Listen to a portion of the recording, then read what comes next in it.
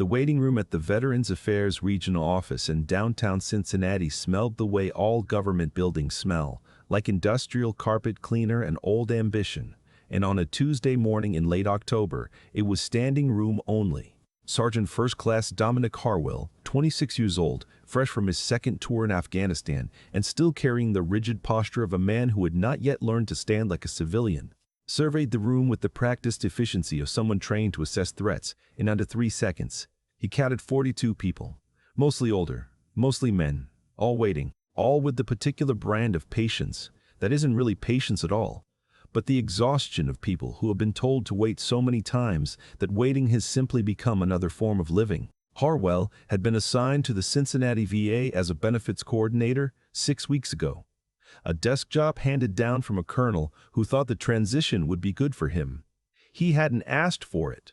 He didn't want it, but the Army had given him an office with a window, a stack of manila folders, and a 3-page directive about appropriate professional conduct with veteran claimants, and so here he was. He moved through the waiting room with the folder tucked under his arm, scanning the numbers on the plastic chairs for the one that matched his next appointment.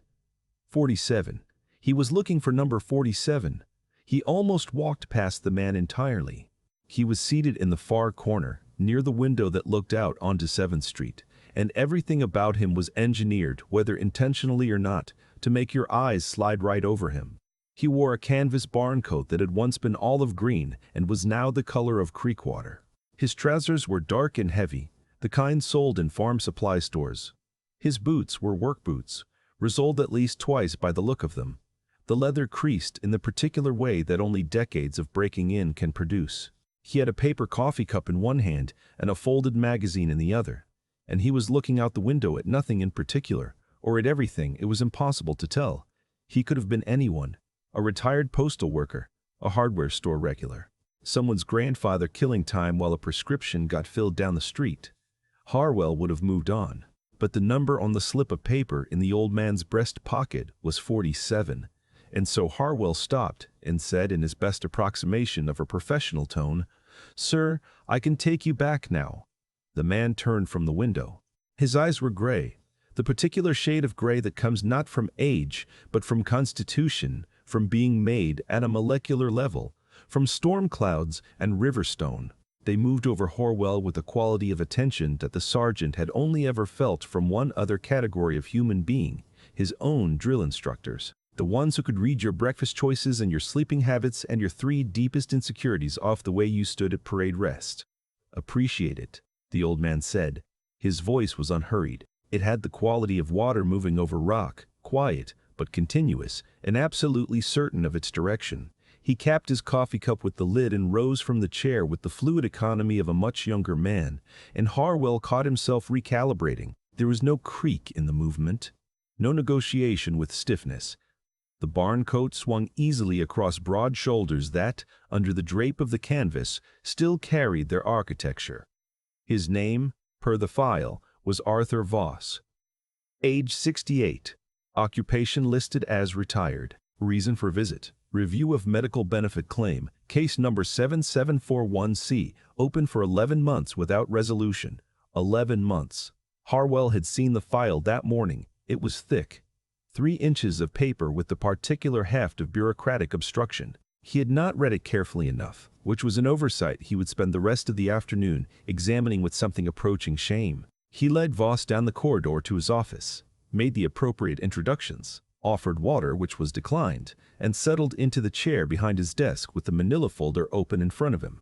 He had a script for these conversations. He'd been trained on it. It was designed to be efficient. "Mr. Voss," he began, "I've reviewed your claim, and I want to be upfront with you. The documentation you submitted is... There are some gaps. The VA requires...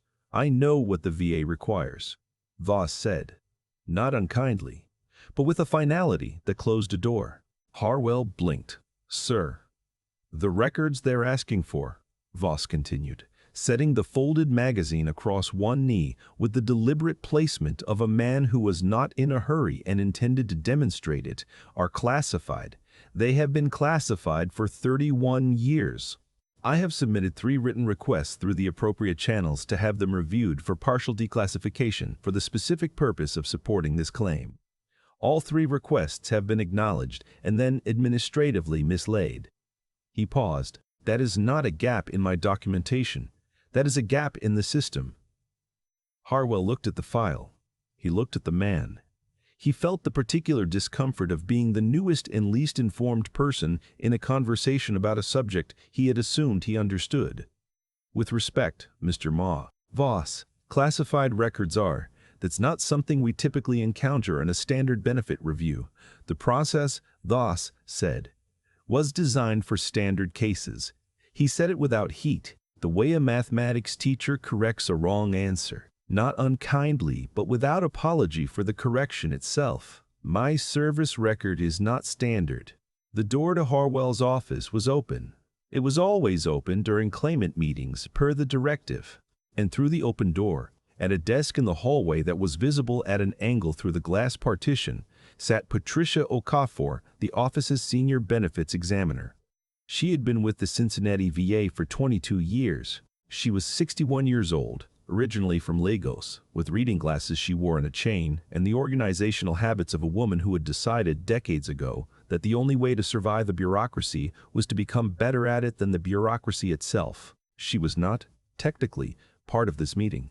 But she had glanced up from her monitor when Harwell walked Voss down the corridor, and she had not looked back down. There was something about the way the old man moved through the hallway, unhurried but absolutely deliberate. The way a ship moves through harbor water with displacement rather than effort, that had caught a wire in her professional memory. She had processed thousands of claims. She had sat across from men who wore their service like a wound and men who wore it like a badge, men who inflated and men who minimized. She had learned, over 22 years, to read the ones who neither inflated nor minimized, the ones who simply were what they were, with no particular interest in whether you recognized it. She had seen that quality perhaps a dozen times in 2 decades. She reached quietly for a second set of reading glasses. In the office, Harwell was doing what he had been trained to do, which was to guide the claimant toward the documented pathway for dispute resolution. He was doing it competently. He was doing it with respect. He was also, Patricia could hear through the open door, missing the entire substance of the conversation. The avenue I'd recommend, Harwell was saying, is a formal request to the National Personnel Record Center. Their processing time is 14 months, Voss said. I know. I made that request in 2019. They returned an acknowledgement of receipt and a reference number. Last year, I called to follow up. The reference number resolved to a request for dental records from a specialist in the 3rd Infantry Division. Not my records, someone else's. He paused. I'm 68 years old, Sergeant. My hip has been reconstructed twice. I have 7% hearing in my left ear. I have injuries that the VA cannot verify because the operations that caused them were conducted under a classification that means they effectively don't exist in any system this office can access. The gray eyes were patient. I'm not here to argue. I'm here because I was told to come in and provide documentation. I've come in. I brought the documentation that exists. I'm asking whether anyone in this building has the authority to escalate this to a channel that can actually resolve it. There was a silence. Harwell looked at his folder. He thought of the script. He thought of the directive. He opened his mouth. From the hallway, Patricia Okafor stood up. She was not a large woman, but she moved with a quiet weight that made people step back without quite understanding why, the way a change in barometric pressure makes you reach for your coat before you've consciously registered the clouds. She came to the doorway of Harwell's office and stood there, and the sergeant looked up, and the look she gave him was not unkind, but it was unmistakable. She was asking him to be quiet. She turned her attention to Voss, and something happened in the economy of the room.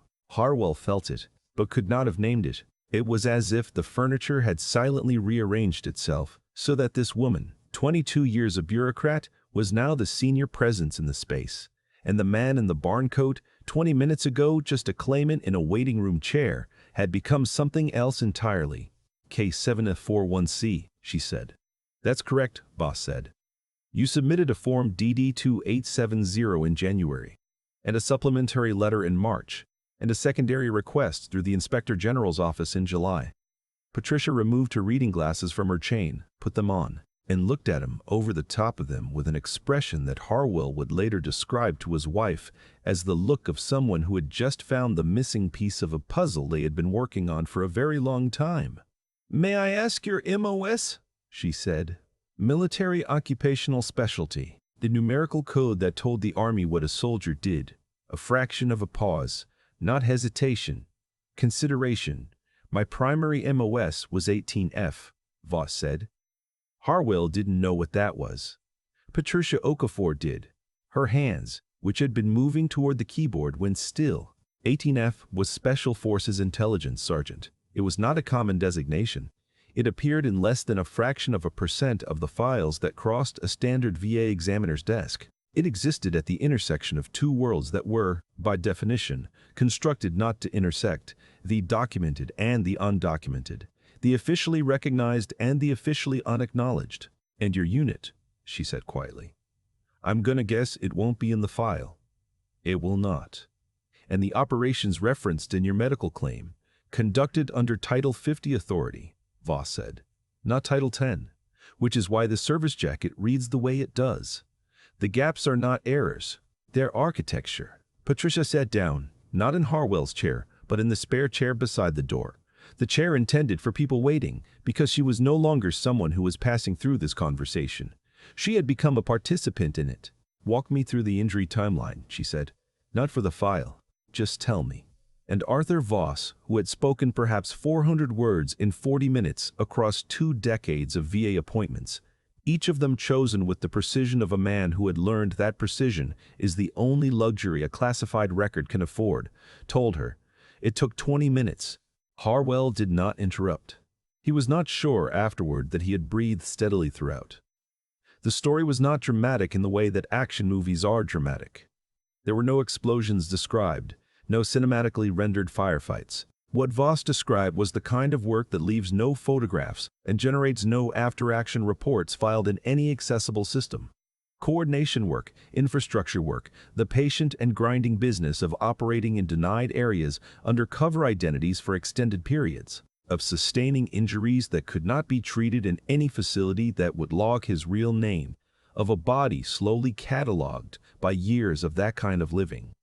A hip that absorbed the wrong kind of impact in a place he could not name in a year that would require a clearance to confirm. An eardrum that failed in conditions that, officially, he was not present for.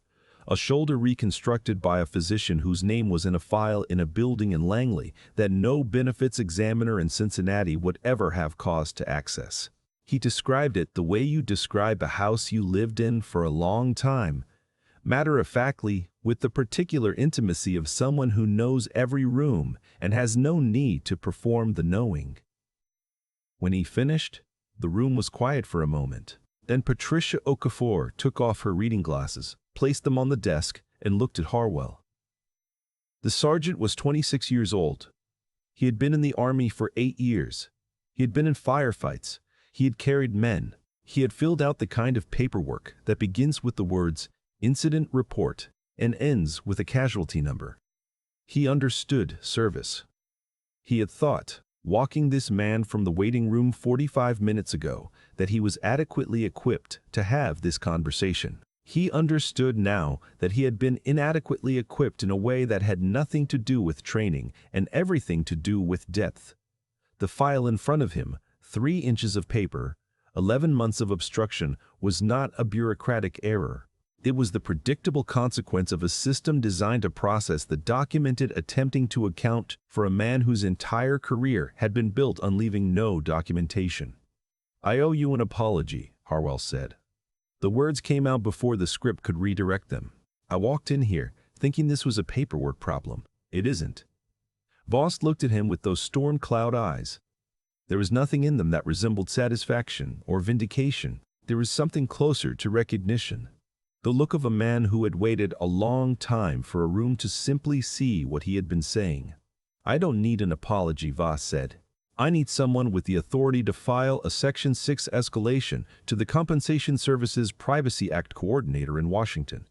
That's the specific channel for claims where the underlying records exist but cannot be produced through standard means. It exists. It's used rarely, but it exists.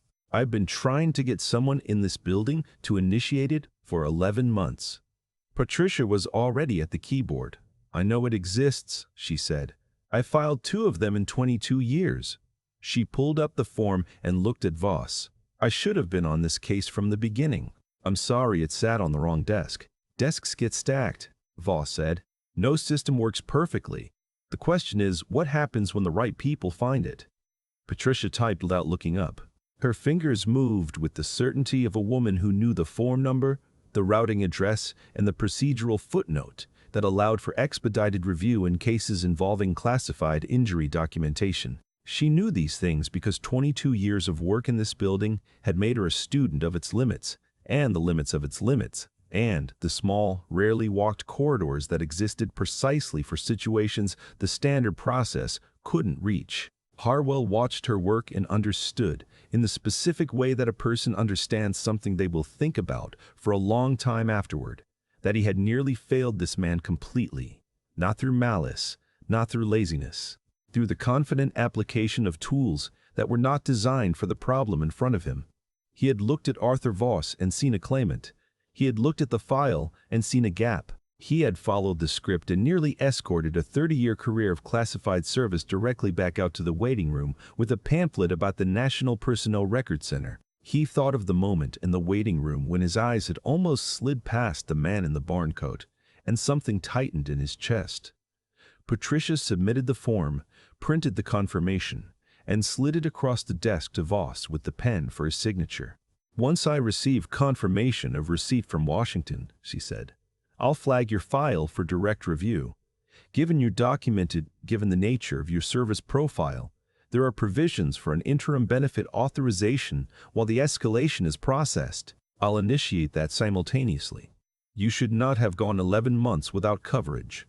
Voss read the form with the same careful attention he'd given the street outside the window, then signed it with the deliberate legibility of a man who had spent decades signing names that were not his own, and for whom the act of signing his real name had retained a specific and quiet gravity. He capped the pen and handed it back. "Thank you," he said. It was not effusive. It was the precise quantity of gratitude warranted, delivered without inflation, which somehow made it more than any elaborate expression could have been. He stood, picked up his magazine and his coffee cup, and moved toward the door. At the threshold, he stopped. He didn't turn all the way around, just enough to address Harwell, who was still seated behind his desk with the 3-inch file in front of him. "You're not long out of the field," Voss said. "It wasn't a question." "6 months," Harwell said. Voss nodded once, slowly, the way a man nods when a number confirms something he already suspected. "The hardest part," he said, "is learning that a different kind of mission needs a different set of tools." He glanced at the file. "You can't run a clearance operation with parade ground procedures. Figure out what the job actually is before you decide which kit to bring." He paused. "You've got good instincts. The apology was the right call. Don't lose that." Then he was gone.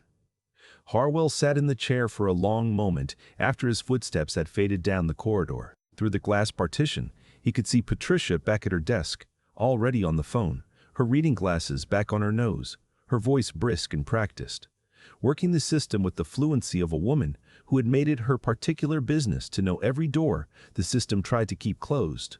He looked at the file. Case 7741C, 11 months. 3 inches of paper. He thought about the waiting room and the man in the barn coat, and how completely invisible a person can make themselves when the world has trained them to leave no trace. He thought about how close he'd come to seeing only the canvas and not the architecture underneath. After a while, he closed the folder, stood up, and went to find Patricia Okafor, because he had 22 years of learning to catch up on, and the afternoon shift had barely started. Some lessons, he was beginning to understand, don't come from directives. They come from paying attention to the room, from watching who else is reading it and how, from knowing that the man who looks like he's waiting is sometimes the one who's already seen everything worth seeing and is simply giving you the chance to catch up before he has to say it out loud.